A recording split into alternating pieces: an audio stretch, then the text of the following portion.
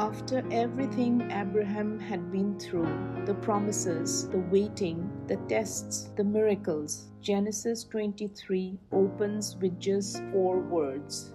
Sarah died. 127 years old, the woman who laughed at God's promise, the woman who held Isaac in her arms, gone. And the Bible tells Abraham went to her, and he mourned and he wept. This is the most human moment we have seen Abraham in the entire book of Genesis. Not a man of great faith, just a husband who lost his wife.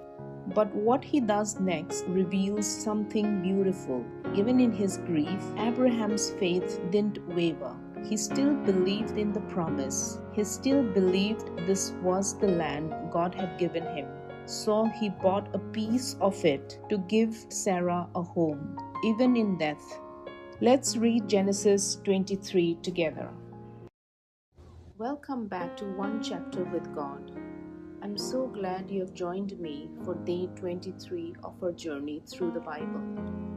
My name is Rose, and today we are reading Genesis 23, a chapter titled The Death of Sarah.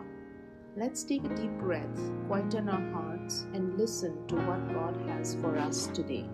Genesis chapter 23.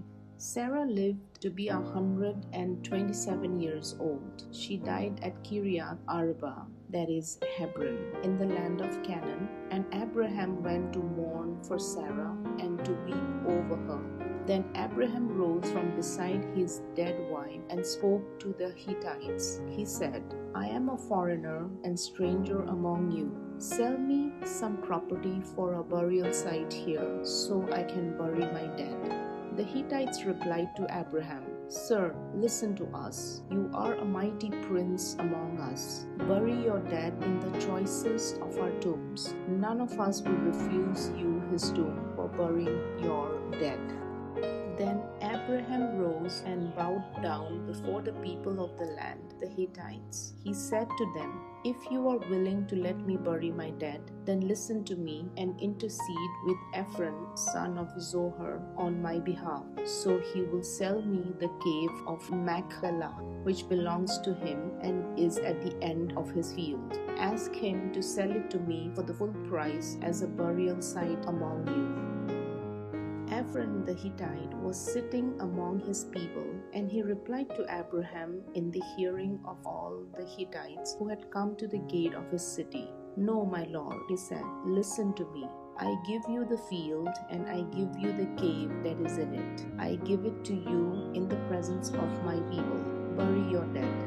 Again, Abraham bowed down before the people of the land and said to Ephron in their hearing, Listen to me if you will. I will pay the price of the field. Accept it from me so I can bury my dead there. Ephron answered Abraham, Listen to me, my lord. The land is worth 400 shekels of silver. But what is that between you and me? Bury your dead.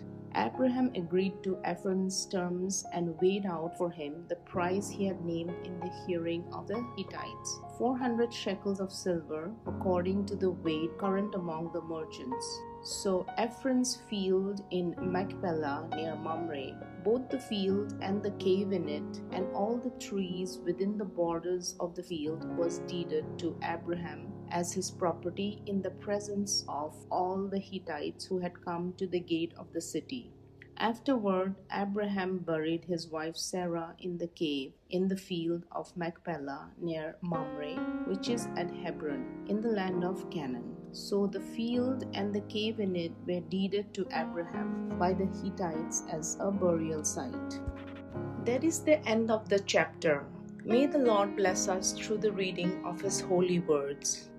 Genesis 23 records the end of an era with the death of Sarah. Abraham's careful purchase of the burial site at Machpelah is an act of faith. He was securing a piece of the promised land even in death. It reminds us of the importance of honoring those who have gone before us and the reality that our hope in God's promises extends beyond this life. Abraham mourned, but he also looked forward with faith. Let us pray.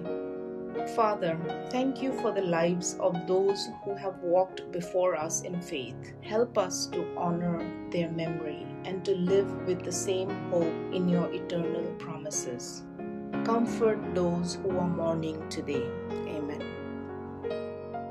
Thank you for spending this time in the Word with me today. If this reading was a blessing to you, please subscribe and join us again tomorrow as we continue our journey. Tomorrow we will be reading the next chapter of Genesis. May God's peace be with you today. God bless.